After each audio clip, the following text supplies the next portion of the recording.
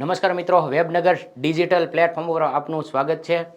આજે જ રવિવાર 28/1/2024 અને આ એમ કહેવાય કે 2024માં લેવાયેલી પરીક્ષા VGRERJSA પેપર સોલ્યુશન આજનું જે પેપર હતું બરાબર MPHW અને એને લગતું તો હવે આ પરીક્ષાની અંદર ગુજરાતી વ્યાકરણ અને શબ્દ ભંડોળ પૂછવામાં આવ્યું તો એનો એક સોલ્યુશન એક તમે લેવા માંગતા હો કે આનું સોલ્યુશન શું છે તો એક સવાલ ગુજરાતી ભાષાને લગતા જે સવાલ છે એનું સોલ્યુશન અહીંયા મૂકવામાં આવ્યું છે। 43મો સવાલ હતો મિત્રો, ચોરી કરવી અર્થ ધરાવતો રૂઢિપ્રયોગ શોધો। તો હવે ચોરી કરવી એવો રૂઢિપ્રયોગ કયો અર્થ ધરાવે છે તો કે હાથ મારવો, હાથ કાપવો, હાથ આપવો કે હાથ ચડાવવો। તો ચોરી કરવી એટલે હાથ મારવો એવો જે રૂઢિપ્રયોગનો અર્થ અહીંયા એમાં આપ્યો છે એટલે ચોરી કરવી એવો અર્થ થાય, જેનો જવાબ હતો હાથ મારવો। ચાલો આગળ જઈએ, માર્ગ શબ્દના સમાનાર્થી શોધો। હવે માર્ગ શબ્દનો સમાનાર્થી, માર્ગ એટલે રસ્તો, કેડી, પંથ, રાહ, વાટ ઘણા લઈ શકો, એમાંથી અહીંયા કયો આપ્યો તો માર્ગમાં તો કે જંગલ, તો કે એવો અર્થ ન થાય। રસ્તો અહીંયા સામાન્ય અને શબ્દ કહેવાય, આવો બધાને આવડે, આવા સવાલ તો આમ તો હોય જ નહીં, આવા સવાલ પૂછ્યા હતા એટલે આમાં તો સીધો જવાબ મળે। ચાલો નેક્સ્ટ આગળ જઈએ। આ એક સફળ CCE ગુજરાતી પ્રિલિમ્સ 15 માર્કનો સુઆયોજિત રોડ મેપ તમારે ક્લિયર કરવો હોય તો CCEની નવી પ્રિલિમ્સ પરીક્ષા પદ્ધતિ મુજબ આખો સિલેબસ 499 રૂપિયામાં મિત્રો આખો તૈયાર છે અને ગુજરાતી જે ભાષા અને ગુજરાતી શબ્દ ભંડોળ બધા જ મુદ્દાઓ આ કોર્સની અંદર સમાવિષ્ટ કરી લેવામાં આવ્યા છે। જો તમે એડવાન્સ તૈયારી કરવા માંગતા હો અને પૂરા માર્ક મેળવવા માંગતા હો, આમાં તમારે 15 માર્કનું આખું એમ કહેવાય કે ગુજરાતી ભાષાનું આખો એમ કહેવાય કે સિલેબસ તૈયાર થઈ જાય આ એક જ કોર્સથી। વેલિડિટી 4 મહિના છે। વધારે માહિતી માટે તમે વેબનગર એપ્લિકેશન અને વેબનગર ઓફિસનો તમે કોન્ટેક્ટ કરી શકો। ચાલો આગળ જઈએ મિત્રો। 45મો સવાલ, વૃક્ષ શબ્દનો વિરુદ્ધાર્થી શબ્દ કયો છે? હવે મિત્રો આ સવાલ જે આપ્યો છે ને આ સવાલમાં કન્ફ્યુઝન છે। વૃક્ષ શબ્દનો વિરુદ્ધાર્થી હોય નહીં, પણ વૃક્ષ શબ્દનો વિરુદ્ધાર્થી અહીંયા પૂછવામાં આવ્યો છે। હવે વૃક્ષનો વિરુદ્ધાર્થી પાછા ઓપ્શન કેવા આપ્યા છે? જો એ ઝાડ, એ તો સમાનાર્થી થાય, વાંસ એ એક ઝાડની જાત છે, ઝરણું તો નદી થયો, વગડો એક શબ્દ બને છે જે નજીકનો છે। વગડો હકીકતે કહેવાય કે ઉજ્જડ જગ્યા હોય એને વગડો કહેવાય, વેરાન જગ્યા હોય એને વૃક્ષ વગરની, ઝાડ વગરની, હરિયાળું ન હોય, હરિયાળાનો વિરુદ્ધાર્થી વગડો થાય। હકીકતે વૃક્ષનો વિરુદ્ધાર્થી થતો નથી, પણ અહીંયા આપવામાં આવ્યો છે તો જવાબ નજીકના જવાબ તરીકે આને લઈ શકો। બાકી આ સવાલ આ રીતે પૂછ્યો છે એ યોગ્ય નથી। વૃક્ષનો વિરોધાર્થી વગડો નહીં, પણ અહીંયા વગડા તરીકે લીધું છે તો જવાબ આ નજીકનો આ છે એટલે એને આપણે સોલ્યુશન તરીકે લઈએ છીએ। હવે 56મો સવાલ જુઓ, મૂળ રૂપની પાછળ જે લગાડવામાં આવે કે તેને શું કહેવાય છે? મૂળ રૂપની પાછળ જે લગાડાય છે પ્રત્યયો, એને પ્રત્યયો કહેવાય, બરાબર?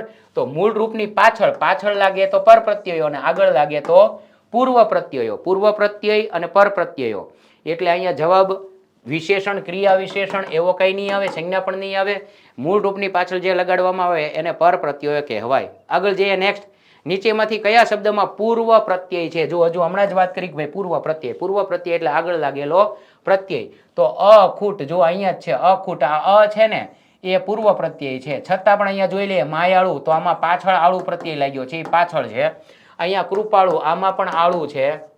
અહીંયા ઈક પ્રત્યય છે, ધનિક, આ બધા પ્રત્યયો અહીંયા મૂકવામાં આવ્યા છે।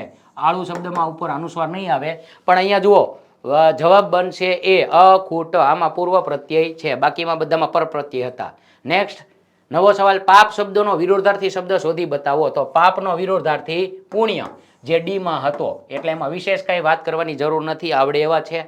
નવો સવાલ, મૂળ રૂપની આગળ જે લગાડવામાં આવે તેને શું કહેવાય છે? તો મૂળ રૂપની આગળ લાગે, હમણાં જ બોલ્યો પૂર્વ પ્રત્યયો કહેવાય। જુઓ એકના એક સવાલ, એક જગ્યાએ સવાલ પૂછ્યો હોય એનો પાછો બીજો સવાલ બનાવીને મૂક્યો હતો અહીંયા, એટલે ગુજરાતી સાવ સામાન્ય પ્રાથમિક કક્ષાના બાળકોને આવડે એવું આ ગુજરાતી હતું મિત્રો। એટલે હું અપેક્ષા રાખું છું કે તમારા કોઈના જવાબ અહીંયા ખોટા નહીં પડ્યા હોય, કારણ કે આવું ગુજરાતી અને આપણી માતૃભાષા છે મિત્રો, અને આ તો આ બધું સામાન્ય કહેવાય ગુજરાતી, જે આપણને આવડતું હોય અને આપણે ક્યાંક ભણીને આવ્યા હોઈએ, બરાબર? તો આ એપ તમે ફક્ત વેરીફાઈ કરી લો કે મારા જવાબ યોગ્ય જ છે એમ।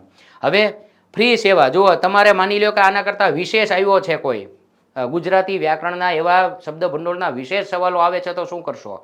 તો હવે ભવિષ્યમાં આવનારી ફોરેસ્ટ પરીક્ષા, પછી CCE પરીક્ષા, પ્રિલિમ પરીક્ષા છે, કોન્સ્ટેબલ પરીક્ષા, PSI પરીક્ષાઓ માટેનું ગુજરાતી એની ફ્રી સેવા બેચ એક ગુજરાતી લાઈવ બેચ એક આવતીકાલથી મિત્રો શરૂ થઈ રહી છે, સોમવારથી 29 તારીખ અમારી વેબનગર એપ્લિકેશનમાં લાઈવ મિત્રો ફ્રી સેવા બેચ શરૂ થવા જઈ રહી છે, જેમાં આવું પાયાનું જ્ઞાન તમને ગુજરાતી ભાષામાં મળી જશે અને CCE જે નવો સિલેબસ આવ્યો છે એ પ્રમાણેના બધા મુદ્દાઓ અંદર આવરી લેવામાં આવ્યા છે અને લાઈવ થવાની છે બેચ મિત્રો, ફ્રીમાં છે, તમે જોઈન થઈ શકો એમ છો, અત્યારે જ રજીસ્ટર કરો.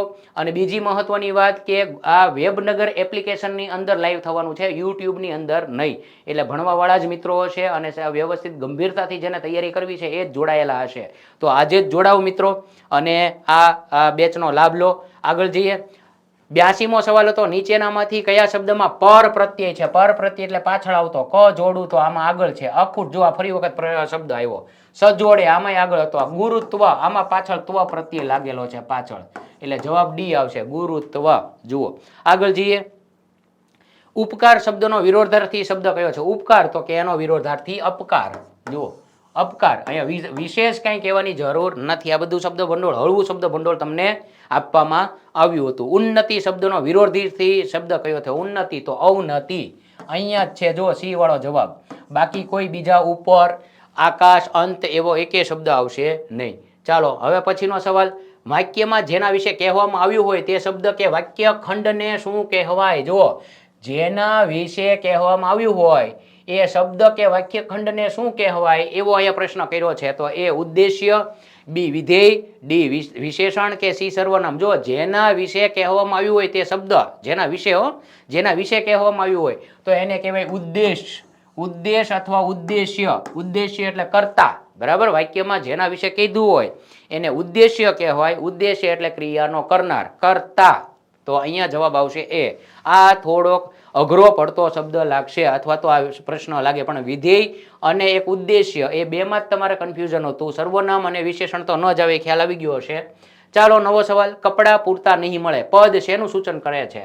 કપડાં પૂરતા નહીં મળે તો એ છંદનું કરે છે સૂચન? તો કે ના, તો કે એક પણ નહીં, એવું તો નહીં જ આવે. અહીંયા જવાબ તો છે જ, તો કે ઉદ્દેશ્ય આવશે. તો કે ઉદ્દેશ્ય હોય તો કરતા હોય, તો અહીંયા કરતા તો હાજર છે જ નહીં વાક્યમાં, તો સીધી વાત છે, એક જ જવાબ મળે છે, વિધેય. જુઓ કપડાં પૂરતા નહીં મળે, પદ શેનું સૂચન કરે છે? વિધેય.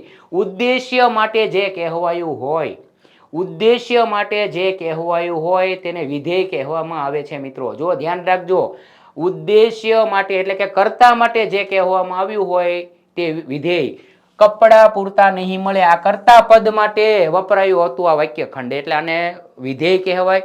અને જ્યાં કર્તા પદ હાજર હોય, ક્રિયાનો કરનાર હાજર હોય તો એને ઉદ્દેશ્ય કહેવાય. બે વચ્ચે એટલો ફરક. ચાલો આગળ જઈએ.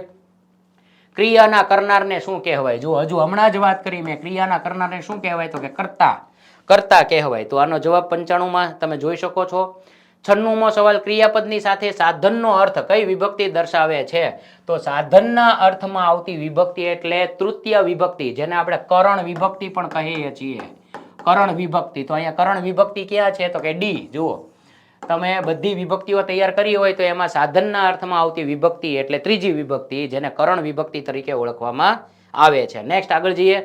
એ પહેલા આપણે એક બીજી વાત કરી દઈએ, જેમ ગુજરાતી ભાષાની ફ્રી સેવા બેચ આવતીકાલથી લાઈવ બેચ એપ્લિકેશનમાં શરૂ થઈ રહી છે, એવી જ રીતે ગણિત માટેની એક ફ્રી બેચ, પ્રેક્ટિસ બેચ, જે એમ કહેવાય કે લાઈવ બેચ છે વેબનગર ડિજિટલ પ્લેટફોર્મ ઉપર, અને એને તમે ડાઉનલોડ કરીને આમાં જોઈન થઈ શકો છો. આ ફ્રી છે બેચ અને કવાડ સર દ્વારા આખા જ ગણિતનો એપ્રોચ અભિગમ છે એ સમજાવવામાં આવશે, પાયાથી બધી વિગત આપવામાં આવશે.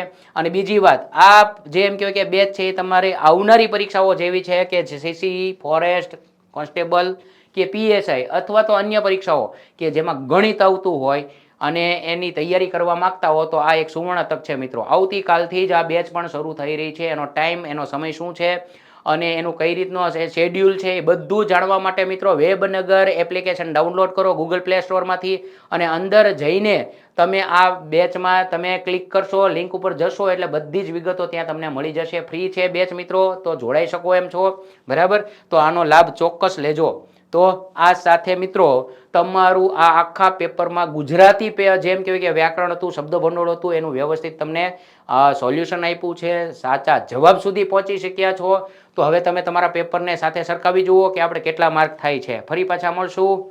તો ત્યાં સુધી વિરામ આપો. આભાર.